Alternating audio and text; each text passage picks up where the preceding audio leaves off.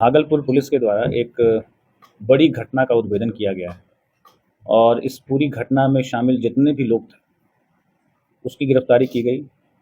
और घटना कारित करने में जो मोबाइल इस्तेमाल किया गया, गाड़ी का इस्तेमाल किया गया, हथियार का इस्तेमाल किया गया, ये सारी चीज़ों की जब्ती पुलिस ने विधिवत तरीके से की है। घटना 7-8 की रात्रि की है, जिसमें कि रौनक केडिया जो 20-22 साल के एक नौजवान थे, जिनकी हत्या ततारपुर थाने अंतर्गत जो आत्माराम मेडिकल स्टोर है उसके बगल में गली जाती है शनि मंदिर की तरफ, और शनि मंदिर के आगे ही लगभग 6 गोलियां मार के उनकी हत्या की गई थी।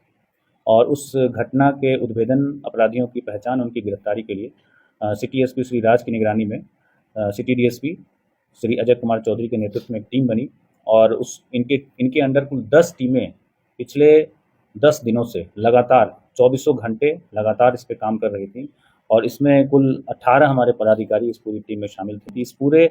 उद्भेदन के जो यात्रा रही, इसमें हम लोगों ने करीब 50 के करीब सीसीटीवी कैमरे को खंगाला, 500 से ज़्यादा घंटों के सीसीटीवी फुटेज का अवलोकन किया गया, जिससे कि ये अपराधियों की सटीक पहचान हुई और उसके माध्यम से हम लोग साजिशकर्ता तक पहुँचे और उसके बाद ये पूरे कांड का सफल उद्भेदन किया गया।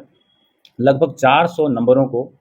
के जो आंकड़े थे उनका विश्लेषण हमारी टीम के द्वारा किया गया, जिससे कि हम लोग को बहुत सारे वैज्ञानिक साक्ष्य प्राप्त हुए, जिससे हम लोग को इस पूरे केस को खोलने में मदद मिली। और इस पूरे टीम के द्वारा पिछले 10 दिनों में 3 राज्यों में कुल 23 जगह पे, वेस्ट बंगाल, झारखंड और बिहार,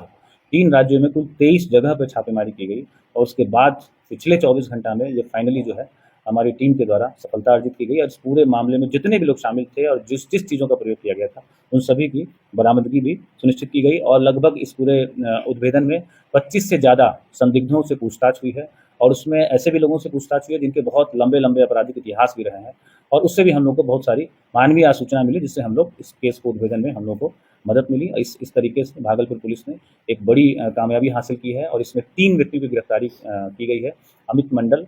और दिलखुश उर्फ अजय आलोक और अजीत।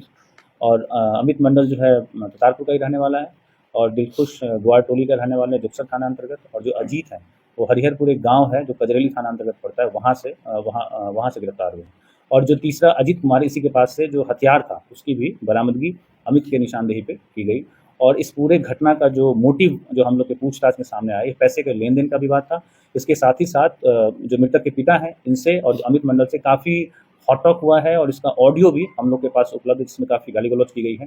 और ये ऑडियो भी हम लोग के पास उपलब्ध है। और इस पूरे हत्या का जो कॉन्ट्रैक्ट किलिंग का जो घटना से लगभग 20 दिन पूर्व अमित मंडल के द्वारा